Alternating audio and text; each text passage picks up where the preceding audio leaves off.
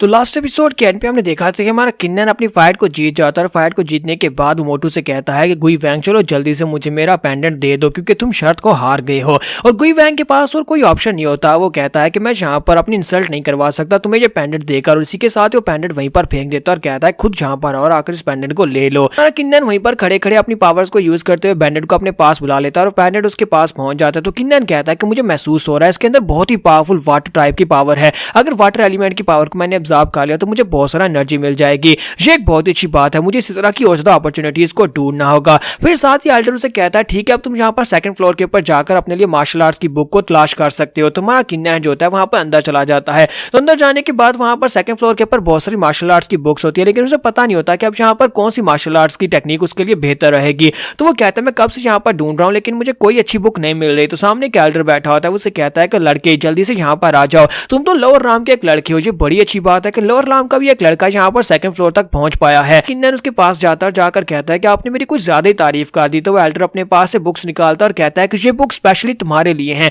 ये बुक्स जो है ये बेसिक तुम्हारे लिए ताकि तुम इसके साथ स्टार्ट कर सको और तुम्हें इससे अच्छी बुक नहीं मिलेगी। तुम्हारा किन्नन एक बुक को ओपन करता है तो वो उसे बहुत ही बोंगी सी लगती है। कहता है कि सर ये बुक तो बहुत ज्यादा अनरिलायबल लगती है, मुझे नहीं लगता कि ये बेहतर मार्शल आर्ट्स की टेक्निक है। तो वो मास्टर से कहता है कि तुम क्या सोच रहे हो, ये वाली टेक्निक जो है तुम्हारे लिए सबसे बेहतर रहेगी। तुम्हें लग रहा होगा कि इनके टाइटल्स और इनके अंदर जो टेक्निक्स है वो बहुत ज्यादा अजीब सी है, लेकिन असल में ये टेक्निक सबसे बेहतर है, तुम इनको मास्टर कर लो। तुम्हारा किन्नन कहता है कि एल्डर आपका बहुत बहुत शुक्रिया मुझे बुक्स रिकमेंड करने के लिए। और हमारा किन्नन बुक्स लेकर वहां पर से दूसरी तरफ चला आता है, जबकि एल्डर सोच रहा होता है लड़के तुम्हारा फ्यूचर बहुत ज्यादा दर्दनाक होने वाला है क्योंकि तुम लोअर राम से, और इसी वजह से मैं नहीं चाहता कि तुम यहाँ पर सबसे बेस्ट मार्शल आर्ट्स की बुक को या फिर किसी बेस्ट मार्शल आर्ट्स की टेक्निक को चूज करो, क्योंकि डिवाइन राम के लोगों को ये बात बिल्कुल पसंद नहीं आएगी और इससे हमारा बैलेंस खराब हो सकता है। जबकि हमारा किन्नन जो होता है वो बुक्स लेने के बाद साइड के ऊपर जाकर उनको पढ़ता है और कहता है मुझे लगता है कि वो एल्डर नहीं चाहता कि मुझे यहाँ पर बेस्ट मार्शल आर्ट्स की बुक मिले, इसी वजह से उसने मुझे ये बेकार मार्शल आर्ट्स की बुक्स दे दी हैं। तो अब मुझे यहाँ पर खुद ही कोई बुक ढूंढनी होगी। इसी के साथ उसे एक चमकती हुई बुक दिखाई देती है, वो जाकर उस बुक को निकालता है तो वहां पर एक स्पेशल टेक्निक होती है जिसका नाम कॉन्सेप्ट ऑफ एक्सट्रीम एंटेनमेंट होता है।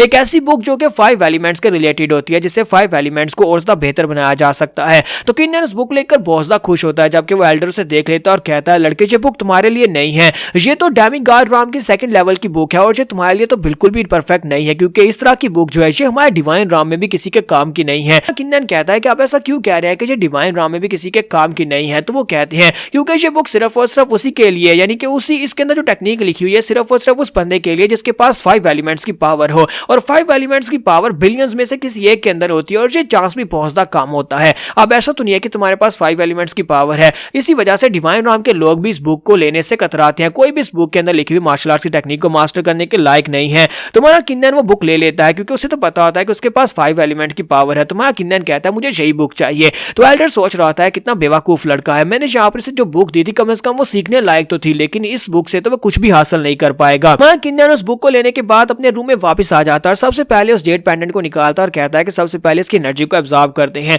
जब वो उसकी एनर्जी को एब्जॉर्ब करता है तुम्हारा किन्नन कहता है कि इसकी एनर्जी तो वाकई में काफी ज्यादा कमाल की है, मुझे पता था कि इसके अंदर से मुझे पावर जरूर मिलेगी। मैंने यहाँ पर अपने वाटर एट्रीब्यूट को 3rd लेवल पर ब्रेक थ्रू कर लिया है। साथ ही वो अपने पास उस बुक को निकालता और कहता है कि अब यहाँ पर इस एलिमेंट वाली बुक के अंदर जो टेक्निक लिखी है उसको देखते हैं, और वो बुक उसके हाथ के अंदर एब्जॉर्ब हो जाती है। किन्नन कहता है कि जल्दी से मेरी बुक को वापस करो, तुम कहां पर ले गए हो, लेकिन इसी के साथ समझ आती है कि यहाँ पर डिवाइन राम में इसी तरह से बुक्स और मार्शल आर्ट्स की टेक्निक्स जो है वो एब्जॉर्ब होने के बाद उसे खुद बहुत याद हो जाती है। तो वो सारी की सारी बुक उसकी बॉडी के अंदर इंप्रिंट हो जाती है। तो किन्नन कहता है कि मुझे यहाँ पर सब कुछ मास्टर हो गया, मुझे वो सारी टेक्निक याद हो गई है क्योंकि मेरी बॉडी में 5 एलिमेंट्स है, तो मेरे लिए इसको मास्टर करना मुश्किल नहीं था। और साथ ही वो कहता है कि चलो यहाँ पर अब अपनी पूरा ब्लड लाइन की टेक्निक के साथ इसको मिक्स करके देखते हैं क्या मैं इसको यूज कर पाता हूँ। तो इसी के साथ ही वो ट्रेनिंग करना स्टार्ट करता है। तुम्हारा किन्नन बड़ी आसानी के साथ वहां पर सारी की सारी टेक्निक के पहले 4 लेवल्स को आसानी से मास्टर कर लेता है। तुम्हारे किन्नन को पता चलता है कि ये वाली टेक्निक जो है इसके 12 लेवल्स हैं और 12 में से 4 लेवल्स को उसने अभी से अनलॉक करना सीख भी लिया है। किन्नन कहता है कि आज से बाद से मुझे लगता है कि मुझे यहाँ पर अपनी शूरा ब्लड लाइन की टेक्निक को यहाँ पर नया नाम देना होगा।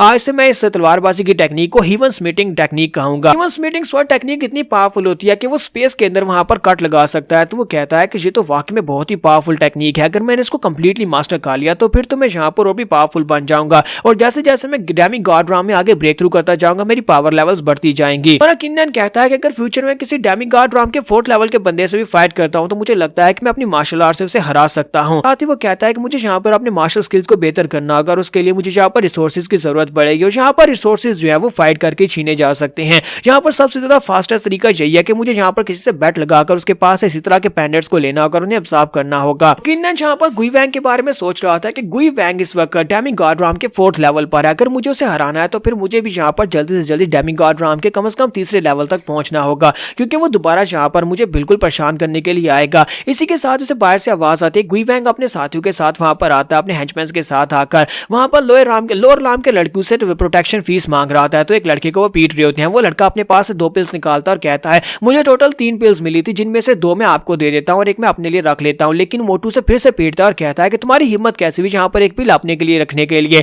तो वो लड़का उसे 3री पिल भी दे देता और कहता है कम से कम मेरी जान तो बची है। साथ ही वो मोटू गुई वैंग जो होता है वो अगले बंदे की तरफ जाता है, अगले दरवाजे पे जाकर किक मारता और कहता है चलो जल्दी से बाहर निकलो और आकर हमें प्रोटेक्शन फीस दो। और उसके पास से वो लोग प्रोटेक्शन फीस ले लेते हैं। तो उसके साथियों ने वहां पर झोलियां भरी होती हैं, उनके पास काफी सारी पिल्स इकट्ठी हो गई होती हैं। ये लोग यहाँ पर नए आने वाले डिसाइपल जो कि लोअर राम से होते हैं उनको लूट रहे होते हैं। तो काफी ज्यादा खुश भी हो रहे होते हैं कि यहाँ पर आज तो हमें बहुत ही अच्छी हार्वेस्ट मिली है, इतनी सारी हावरन पिल्स मिली है कि इनके साथ हमारी कल्टीवेशन बड़ी तेजी से इंप्रूव होगी। फिर साथ ही वो लोग किन्नन के दरवाजे की तरफ आके बढ़ते हैं। तो मोटू जाकर किन्नन के दरवाजे पे किक मारता और कहता है कि नंबर 14 किन्नन जल्दी से बाहर आ जाओ, हमारे पास से प्रोटेक्शन फीस चाहिए, अपनी सारी की सारी पिल्स हमें दे दो। मोटू वहां पर सोच रहा था कि लास्ट टाइम हम दोनों में जो बैट हुई थी उस वक्त यहाँ पर बहुत सारे लोग थे, लेकिन इस वक्त मैं बिल्कुल अकेला हूं। अगर इस लड़के ने प्रोटेक्शन फीस देने से मना किया तो मैं इसे बहुत ही बुरी तरह से पीटूंगा। वो दरवाजे पे किक मारकर दरवाजा तोड़ देता और किन्नन क्या तुम बाहर आओगे या नहीं। तुम्हारा किन्नन छत के ऊपर खड़ा होता है, वो उसे कहता है कि देखो तो जरा कौन सा कुत्ता मेरे दरवाजे पे भौंक रहा है। किन्नन कहता है ये तो वही कल वाला ही कुत्ता है जो मेरे पास उस पेंडेंट को हार गया था। गुई वैंग उसे कहता है कि जल्दी से यहाँ पर नीचे आओ, अपने पास जितने रिसोर्सेज हैं वो सारे मुझे दे दो और साथ ही वो पेंडेंट भी मुझे वापस दो। तुम्हारा किन्नन कहता है कि अगर मैं कहूँ कि मैं तुम्हें नहीं देने वाला तो मेरा क्या उखाड़ लोगे।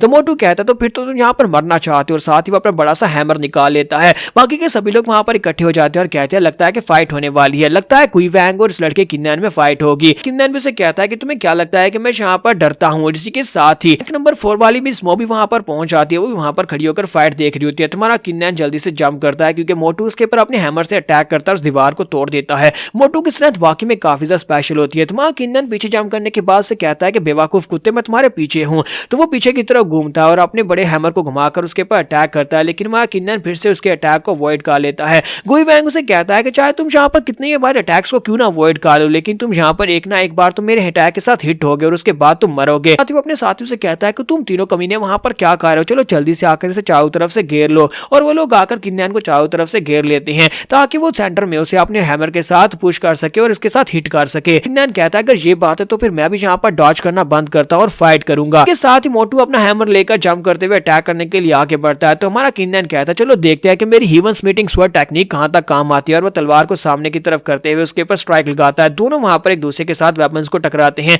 जबरदस्त एनर्जी निकलती है। आसपास जो तीनों साथी होते हैं वो तीनों उड़कर पीछे गिर जाते हैं। वो तीनों ही कहते हैं कि ऐसा कैसे हो सकता है कि इस लड़के की एनर्जी इतनी पावरफुल कैसे हो सकती है। मोटू भी काफी हैरान हो रहा था और कहता है कि इस लड़के ने डेमिगॉड राम के 2nd लेवल में ब्रेक थ्रू कर लिया है, इसी वजह से इसके पास इतना पावरफुल ऑरा निकल रहा है। तो यहाँ पर हम लोग अपनी एपिसोड 176 का एंड करेंगे। नेक्स्ट एपिसोड में देखेंगे दोनों की फाइट कौन जीतेगा।